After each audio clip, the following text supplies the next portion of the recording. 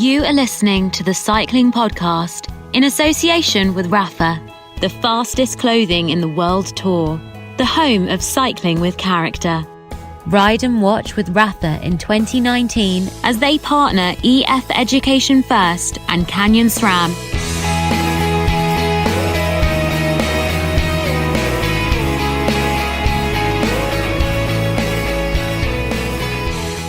Hello, my name's Richard Moore. I'm with Lionel Birnie. Hello, Richard. And we're just here briefly to introduce episode 2 in the Adam Blythe Interviews series. The Lotto-Soudal rider, former British champion, has been doing some interviews on behalf of the Cycling Podcast. Last week it was Caleb Ewan. This week, Lionel, it is Luke Rowe, the Team Sky rider captain, can we call him?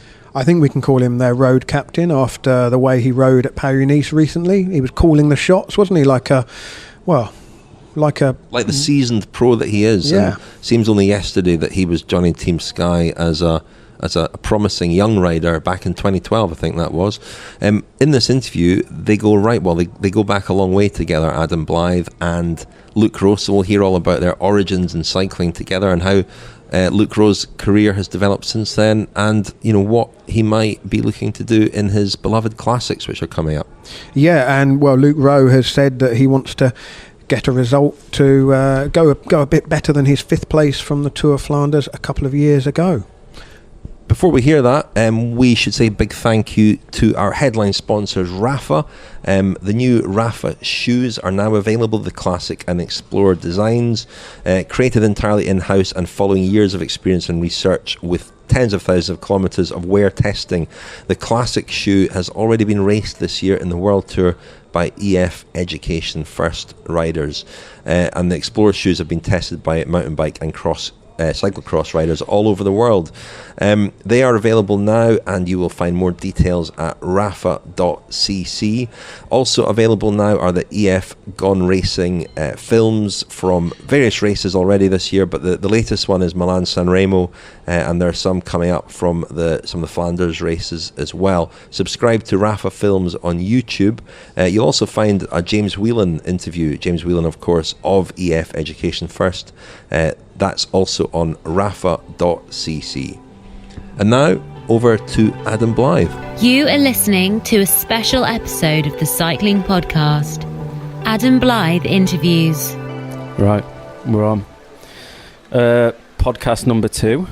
Today we're in Adelaide, South Australia. Special guest, Luke Rowe.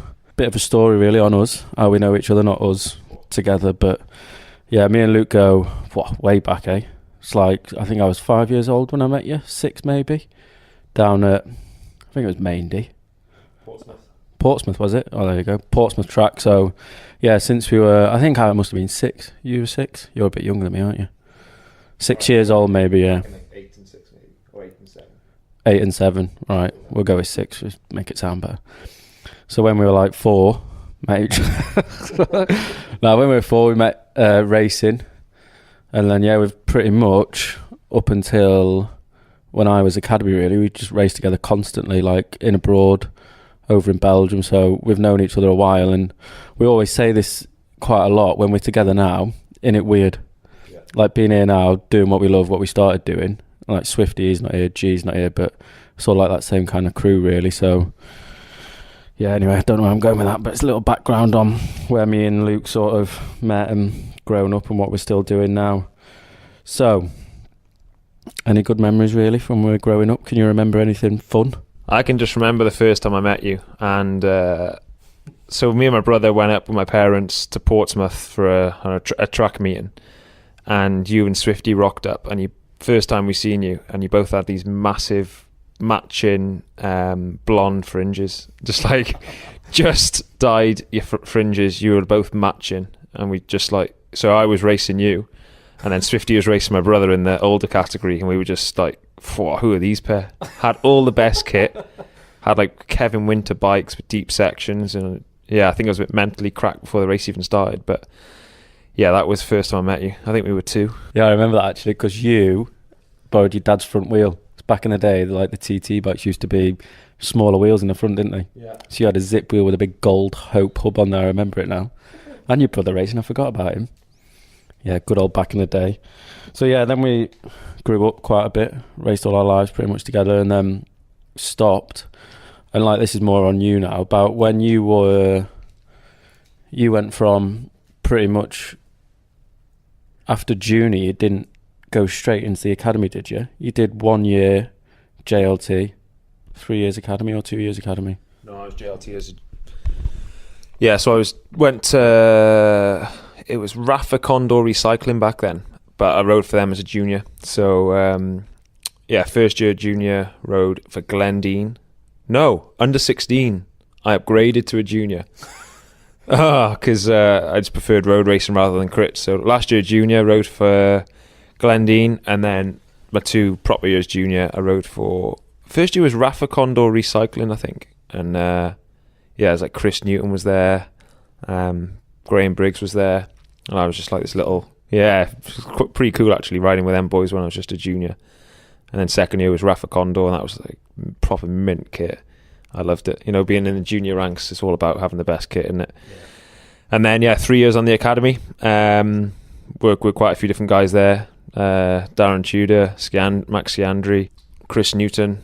So it was just after Rod left that I came, 3 years there, and then on to Sky. And years go quick. Here we are, 7 years later. Crazy, really. And you're like, back to the academy stuff now. It's changed a lot, obviously, since Rod was there and then you were there and stuff. I'm going to ask this question to a few people, but, you know, like, knowing what you know now, would you go back onto the academy now, or would you take a different route to try and get where you are now? And do you think you'd have got here without the academy? I think, like, if you're good enough, and you'll make it whatever route you take. If you look at, all the different routes to professional cycling, like yours was obviously pretty different. Went over in Belgium and kind of did it off your own back, and you see different people taking different routes and paths throughout their career.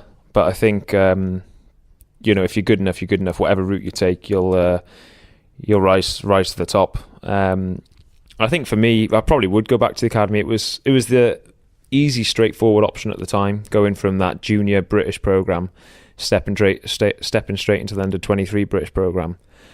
And I'm not really sure how it's changed, but it does seem to have changed a bit. I don't know whether for the good or bad, but it seems to have changed a little bit over the years. But for me, them 3 years were awesome. I mean, we were at a time where we had a real good bunch of guys, and I was lucky enough to be in the system then where in the summer it was based out in Quarata in Italy.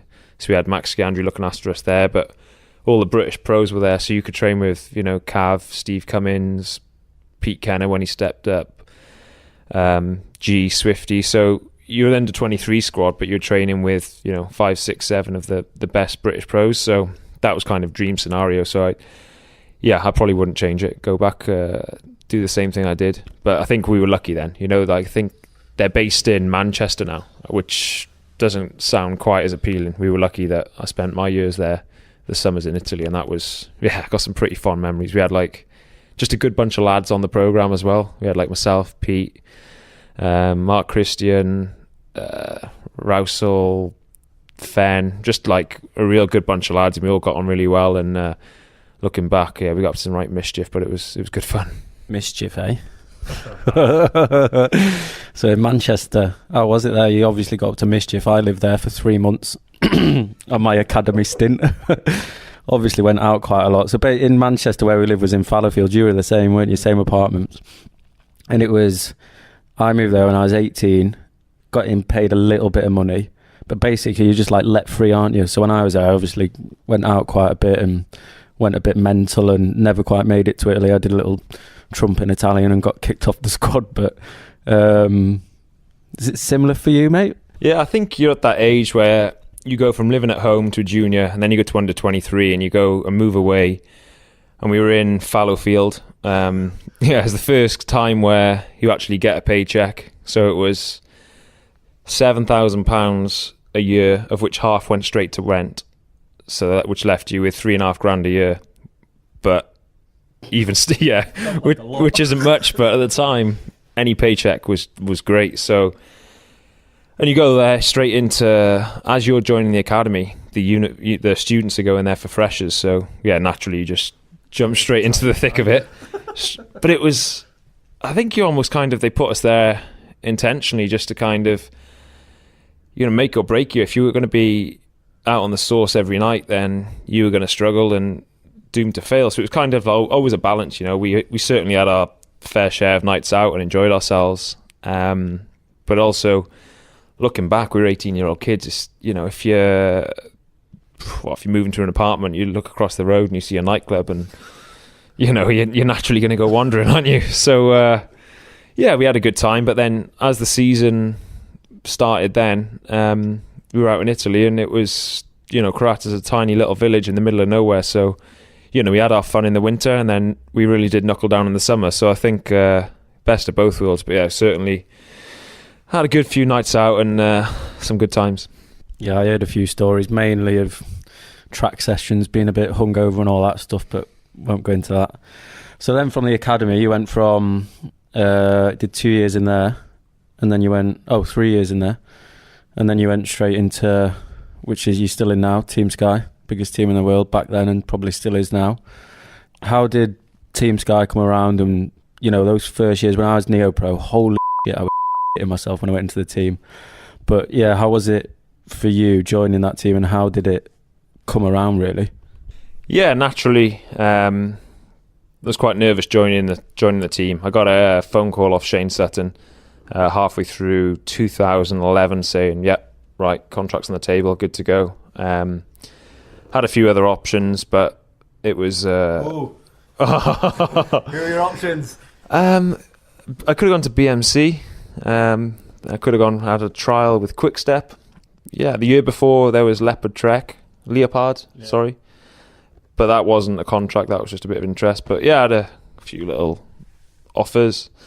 But it was, for me, I just wanted to go to Sky. I think most of my mates were there at the time and still are now. And that made the transition pretty easy, actually. A lot of, I was obviously nervous because, as I joined, Brad was there, Cav and Bernie, and they joined, and Richie, they joined the same year, that was in 2012. So suddenly you're just stepping into this team, and it's achieved massive things. And these guys who you've only ever seen on TV and winning the biggest races in the world, and suddenly they're teammates, and you're sharing rooms with them. And of course, it's quite daunting, but you soon learn. We're all just human, and they're all normal guys and nice guys, and they kind of look after you and show you the routes. But certainly, like you say, it's going to a new team, and I'm still only 20, so it's still quite daunting. But luckily, I had a lot of my mates there, Swifty, Pete, Stan RG, list goes on, to kind of make that transition quite smooth. I guess for them boys, it makes it a lot easier, especially like Swifty, Stannard as well. You've grown up racing with him, so it's going to be a lot easier. I didn't know about this team stuff before. I just thought you went straight in. There was no other interest. I thought it was just come on, boom. Yeah, sorry, mate, not insulting you. Do you look back now and think, obviously you've been you've bloody good career, done the tour 10 times or whatever it is, won about 20 of them, been in that team, up there in Flanders. I don't want to sound mean, but you've only got one win. 2. Sorry, mate, 2. Yeah. But do you not think, knowing what you know now, if you could take that back to being a Neo-Pro, do you think you'd have gone in a different team and gone in as a bit of a leader for classics? Maybe like Quickstep, they win everything. Do you think if you went there, you'd still be the rider you've turned out to be now, or do you think you'd be more of a classic rider, sort of like Terpstra? Yeah, I think interesting question. I guess the answer is you never really know. But for me, I don't think I'd have changed anything. Whether it would have made me a better rider in the classics, or maybe I'd have had more wins to my name, possibly yes, because obviously in Team Sky it's a great team. You said it's the best team in the world. I'd say whether it is or isn't, it's certainly one of the best teams in the world. So whether I'd have gone to another team and perhaps won more races, possibly yes. But for me, I think coming to Team Sky and I'm never going to be a massive winner. I'm never going to win 10 races a year, and it's just not possible for me. So what's the next best option is to go to the biggest races and help other people win. So yeah, I haven't been part of 20 20 tour wins, but I've been part of 4. Been part of the Vuelta where Froome got second, so just to go to them races and kind of support them guys, I get a big kick out of that. And that's for me, you're never going to go to the Tour and win, but to go and support the leader and he wins, that's as good as winning for me. But whether, like you say, if I'd have gone to another team, like a pure classic specialist team, will I be better now? I don't know.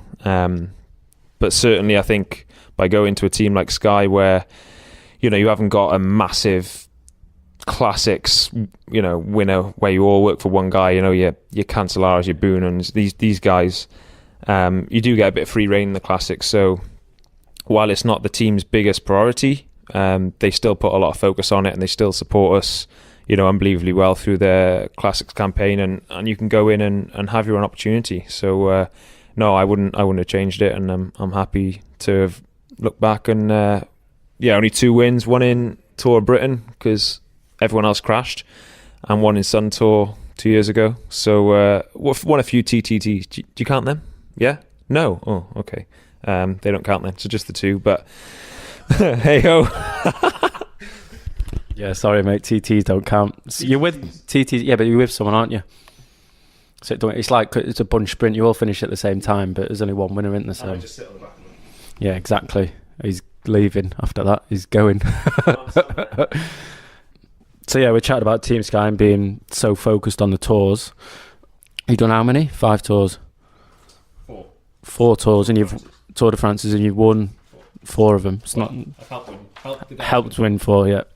Standing out now, I mean, G last year, it's obviously got to be probably one of the biggest, knowing him from a little kid, but is there anything that stands out of all them tours which, it was the highlight of it? I think it's the biggest race in the world, and for you riding with G, it's got to be pretty amazing, like growing up with him and stuff. And yeah, any sort of memories stand out from Froome's wins to G's wins or anything like that?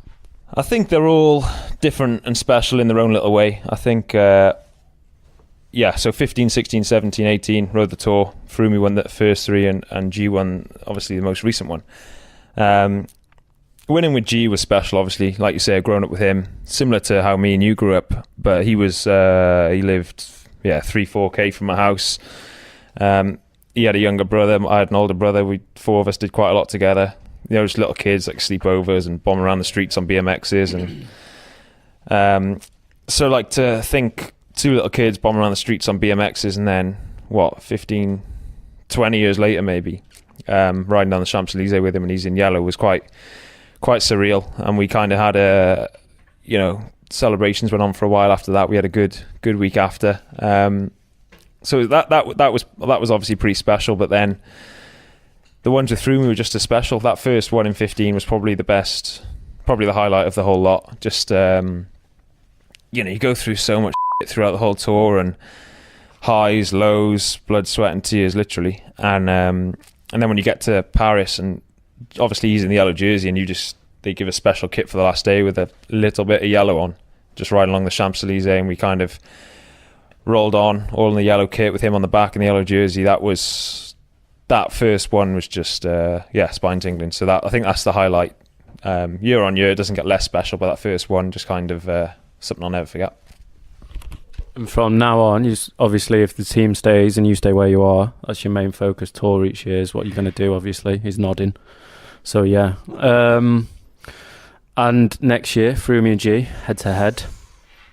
I'm back in G. No offence, Froome, but G I like more, sorry. I'm going to ask you this now, mate.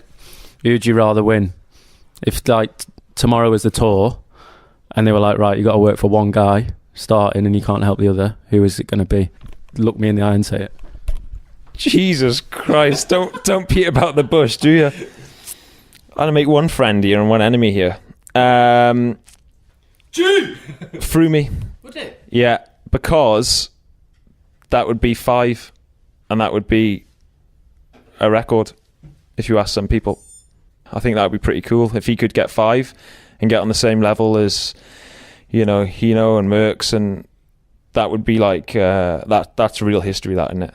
So, and especially after winning the Giro and coming 3rd this year, so we had which to him was a disappointment, finishing 3rd in the Tour de France, obviously, after you've won it.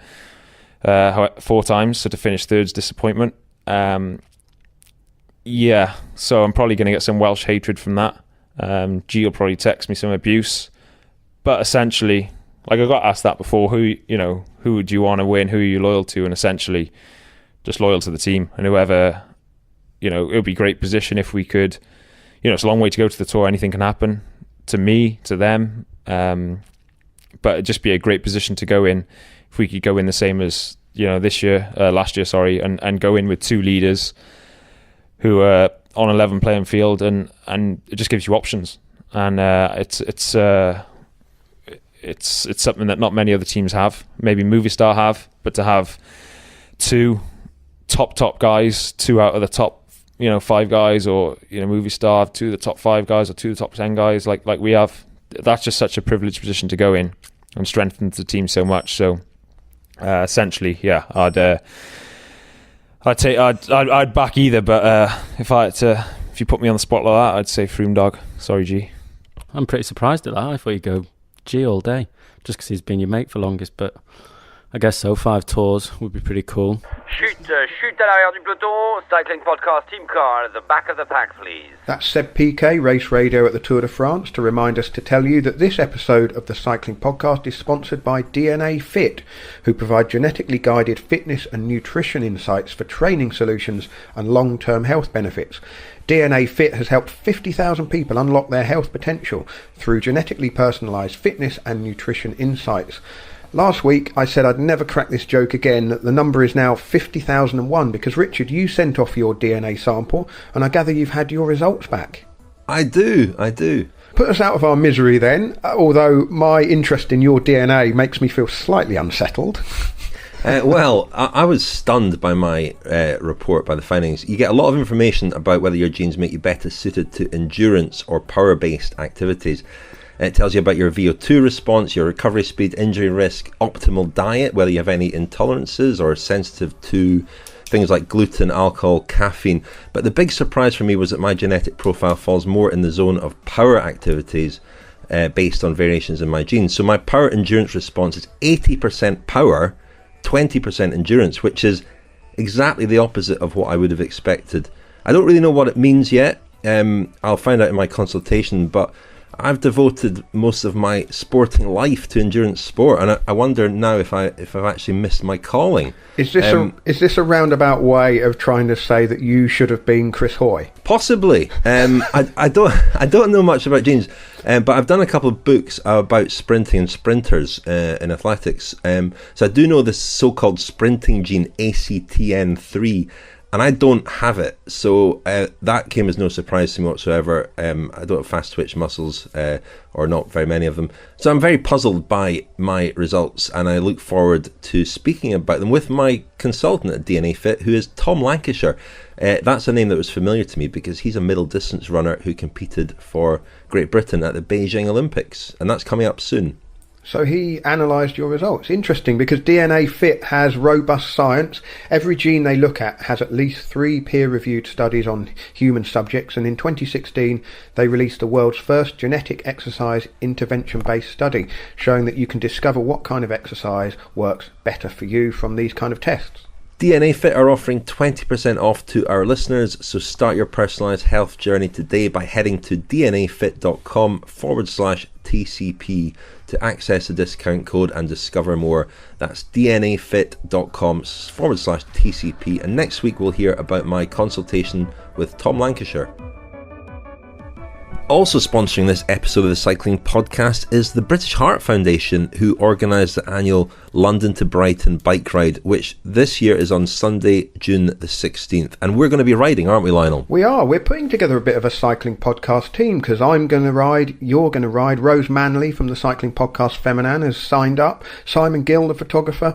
Tom Wally, Adam Bowie, Jonathan Rowe, among our production team. It could be quite a gang of us riding from Clapham Common down to Brighton, 54 miles, June the 16th, as you say. It's also Father's Day, so quite a nice quite a nice day to get out on the bike, ride down to the beach. Looking forward to the fish chips and a pint of beer when I get to the finish already. I actually rode the London to Brighton in 1990 when I was 14. The only time I've ridden it, and I'm investigating the possibility of digging out my 1990 bike and recreating that ride on my 1990 rally bike, but I will update on that. I don't want to put it under undue stress. I'm a bit heavier now than I was back in 1990, so we shall see on that. But the London to Brighton it's basically the original Sportive. It's a charity bike ride that's been going for 44 years for the British Heart Foundation's life-saving research, and heart and circulatory diseases are the causes of 1 in 4 deaths in the UK. So it's a ride for a great cause. Of the 54 miles, 17 of those miles will be on completely closed roads.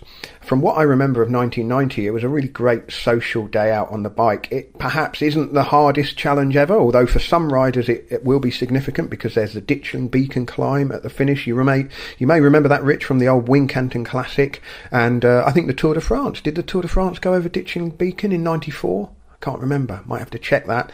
But it's a great day out on the bike, and it really is accessible to people of all ages and abilities, and if you only recently got into cycling, it's the sort of challenge that you could set yourself and realistically achieve the level of fitness for June. The adult entry fee is £45, under 18 entry fee is £40, but we've got £5 off for anyone who wants to enter by going to the website, which is bhf.org.uk/L2B 2019. So that's bhf.org.uk/L2B 2019, and the code is Brighton5, Brighton and the number 5. So the cycling podcast will be there, and hopefully lots of you will be too. You are listening to a special episode of the Cycling Podcast. Adam Blythe Interviews. Obviously, you're going to do a tour next year. You're looking at maybe doing 2 Grand Tours, or Yorkshire coming up as well. You're looking at that for a big goal. I think G's mentioned it before. I think you mentioned it briefly, but you not really spoke about it, so it'd be good to know your plans. Yeah, only 1 Grand Tour. One's enough. Anyone who rides more than once a year is mental. And then, like you said, Harrogate. It's once in a career opportunity, really. I think. Will there be another Worlds in Britain in the next 10 years? Possibly not. So I think, any British pro will be proper pumped for that. And every year, recent years, we've managed to get a full squad, qualify a full team. So that would obviously be massive for any British pro. And, the last 2 years, towards the end of the season, I done my leg in 2 years ago and broke my scaphoid last year. So I've, haven't ridden the Worlds the last 2 years. To go to the Worlds, home turf, it's going to be super tough. So whether it's, I haven't looked at the course properly, so whether it's, suits me, whether there'll be an opportunity for myself, or whether it'll be backing someone else, like someone like Swifty could be really good around there. Either way, but just go as good as I can, and hopefully put on a good show as a home nation. I think as a home nation, if you look at the success, GB on the road, when riding for our trade teams, has been massive. We've been one of the strongest nations in the world across the board. And then if you look at GB as a nation, when you're representing GB, I don't think we've really underperformed, really, haven't we? If you look at the last since Cav won in Copenhagen, we haven't really done anything. Cav, yeah, he would have won if he followed Blythe in Qatar. That's true, and he's pretty bitter about that. If you still mention it, he's not happy bunny. So he should have won, but he didn't follow Blythe. But I think as a nation we have underperformed the last few years. When you look at the list of riders we got and what they've won across the board, that doesn't seem to kind of go over to when you're representing your nation. So I think it'd be a good way to kind of kick things off and try and really put in a good performance as a nation on home turf and do the jersey proud. There's one thing I forgot through all this when we were chatting about your little long career. It's your leg. Oh yeah. Completely forgot about it. How is it? Sorry. So yeah, what happened with it? I know you were on your brother's stag. Yeah. You went through a pretty time there. I remember I spoke to a few people. I spoke to Fran, and there was a lot of doubt whether you'd even get back on a bike back then, and getting back for Roubaix and then doing the tour. I think it was 9 months after or something, 8 months or something, and then being as good, and I'd say probably the best you've been since you're a bike rider after all that's pretty impressive. But yeah, going back to when you broke your leg, were you like this could be the end, or? Yeah, so I was on my brother's stag do a week or two after the tour in 2017. Letting my hair down, blowing out the cobwebs for a weekend. But it was a morning activity. I think went whitewater rafting around midday, and it was just a freak accident. It was kind of high levels in the water, low levels in the water, and we jumped off the riverbank, which was like, it wasn't that high, maybe 4 or 5 foot, and I jumped in a really shallow patch. Someone jumped to my right, someone jumped to my left, and it was deep, and I just hit a shallow patch, and they were all right, and I was sat in a Czech hospital in Prague, and it was horrific. It was just scary. Then got a air ambulance back to Cardiff, and started the rehab there. But the original prognosis was I did the operation. Great surgeon, Anthony Pereira. He did a terrific job.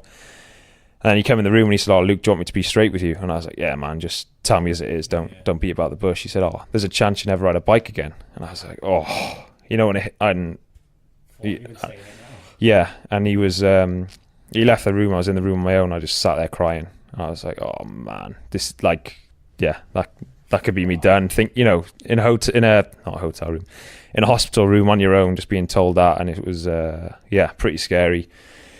But then from that moment there, I was just like, "No, I'm not having that. I'll try and prove them wrong and get given timescales.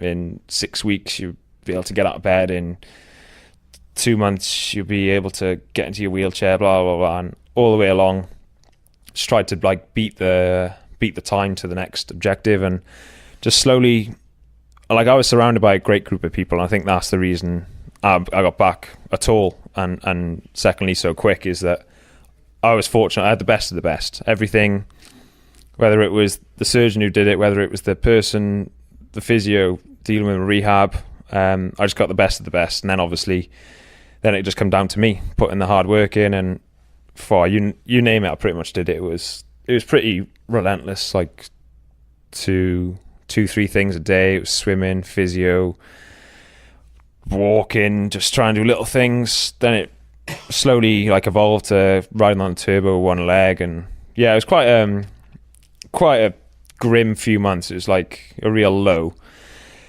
but just kind of stayed optimistic throughout it all, and returned to racing in Abu Dhabi. That was my first race back, so that was end of Feb, so I did it in August, and so didn't miss that much really. But I don't think I was top in the classics, but certain, I think I was a bit soon. But certainly going into the tour and California Dauphiné Tour, I think I was the best I've ever been. So it's, and I'd never stepped foot in a gym before in my life. I didn't know, I couldn't even spell gym. I just, JIM. And just avoided it like the plague. And then I just smashed loads of gym because I had to, not because I wanted to. And I think that really helped, and something that I've carried on from the injury is gym work. And I think it's something that I avoided like the plague, and now something that I do, kind of a couple of times a week. So that's something I've taken from it.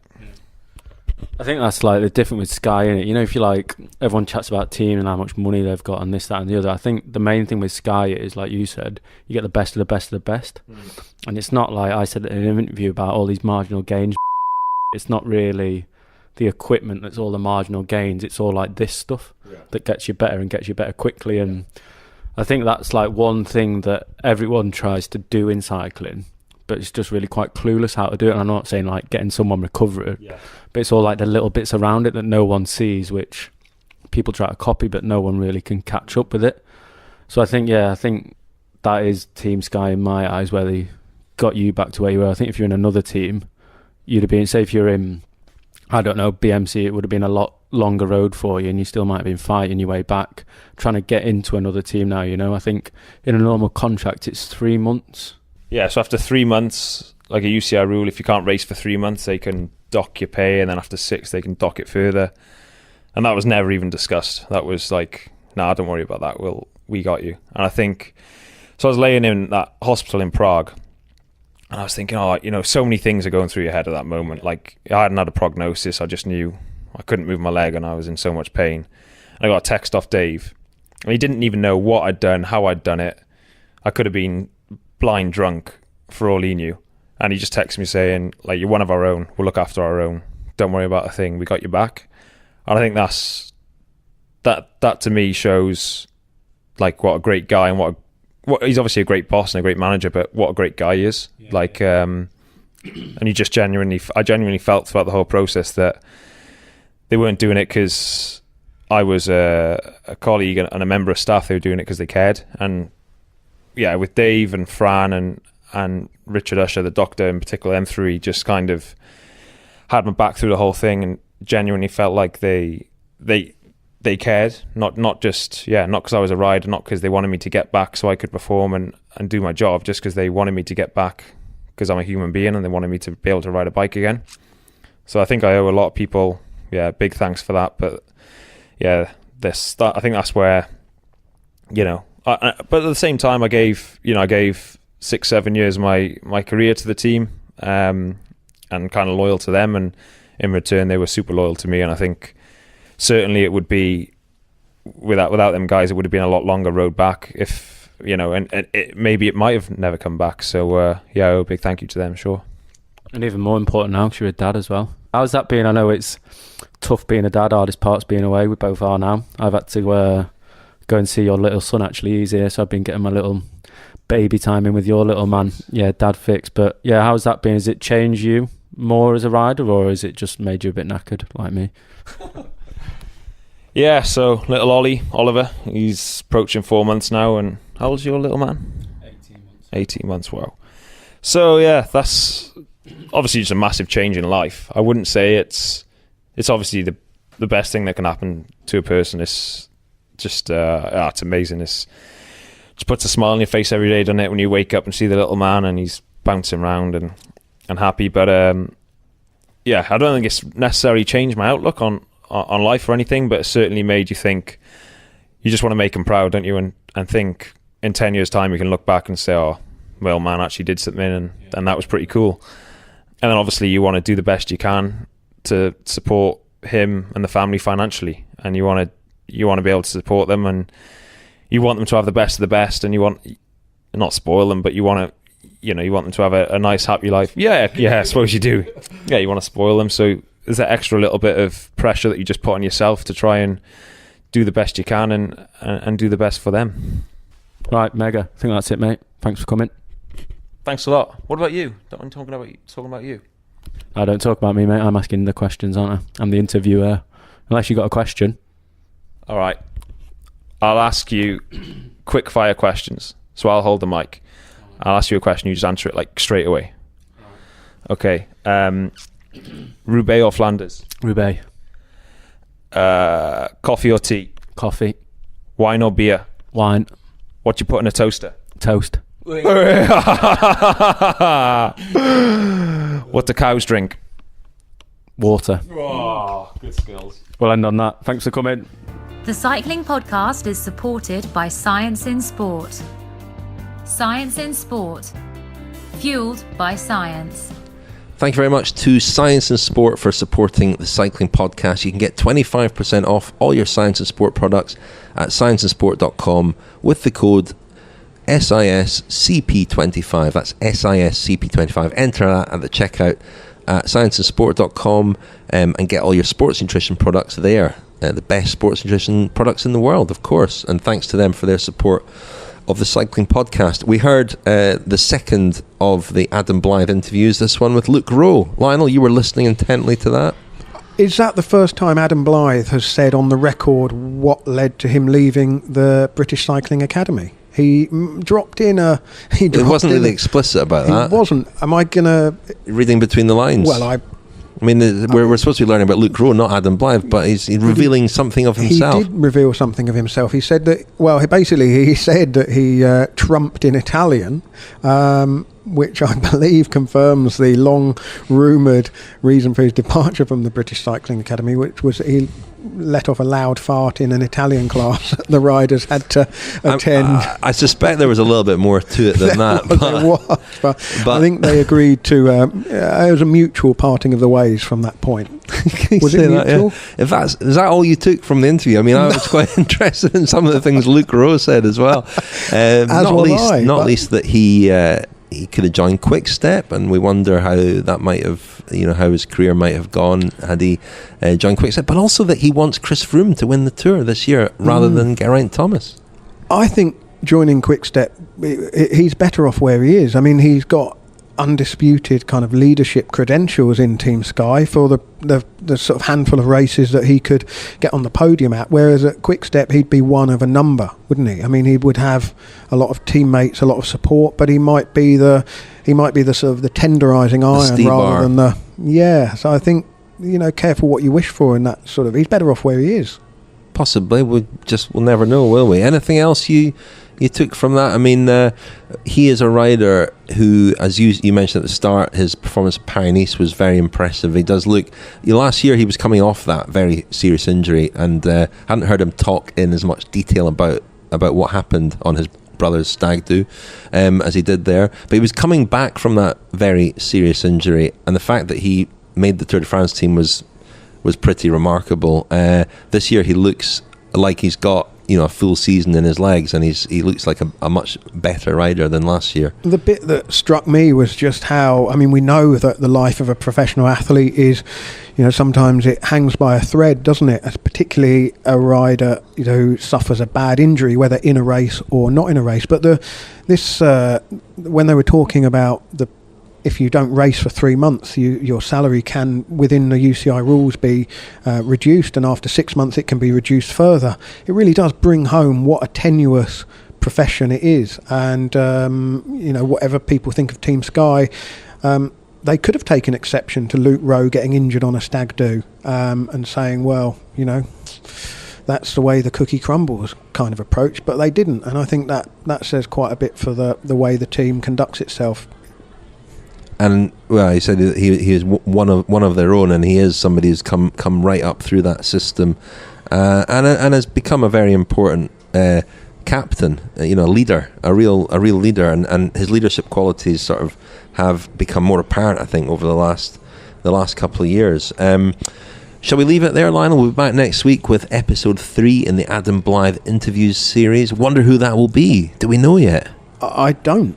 I have a little clue, but I'll keep that as a surprise for now, and I look forward to listening to it. We'll convene again next week. In the meantime, thank you very much to Adam Blythe and Luke Rowe, and thanks, Lionel. Thank you, Richard.